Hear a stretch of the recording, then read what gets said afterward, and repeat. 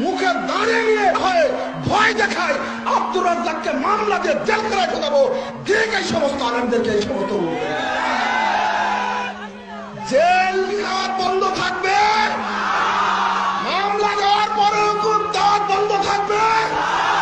আব্দুর রাজ্জাকের চেয়ে বড় পণ্ডিত ছিলেন শাহ ইসমাইল শহীদ, তিনি নিহত হয়েছেন, শহীদ হয়ে গেছে। আহলে হাদিসরা কি সব মরে গেছে?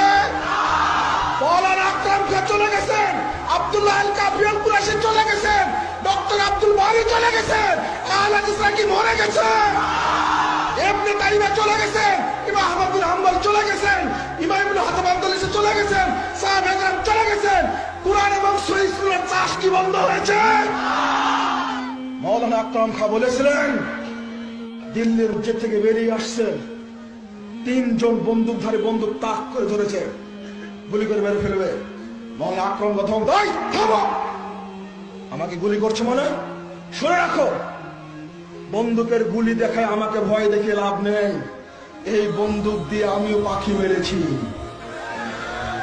লাভ নেই। আমাকে হত্যার আগে কথাটা শুনে নাও, 3 জন বন্দুকধারীর হাত থেকে বন্দুক পড়ে গেছে। রেখো, আমি আকরাম খান বলছি, যদি এই দেশে আমাকে যদি হত্যা করা হয়, আমার দেহ থেকে যত কোনা রক্তের ফুটা বের হবে, যত কোনা রক্ত বের হবে, ততজন আকরাম খান এই দেশে জন্মগ্রহণ করবে। এক আব্দুর রাজ্জাকের নামে মামলা করে কোনো লাভ হবে না। আল্লাহ লাখো আব্দুর রাজ্জাক বিন ইসলামকে তৈরি করে দেবেন, লাখো জামিয়া সালাফিয়া তৈরি করে দেবেন ইনশাআল্লাহ।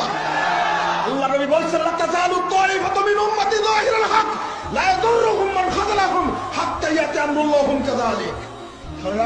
সাহাবীরা, আমি বলে যাচ্ছি, সর্বদা একটি দল হকের উপরে বিজয়ী থাকবে, বিরোধীরা তাদের কোনো ক্ষতি করতে পারবে না। ইতিমধ্যে কিয়ামত চলে আসবে, তারা বিজয়ী হিসাবেই থেকে যাবে। এই হাদিস প্রেরণা যোগায়। আমি শেষ মুহূর্তে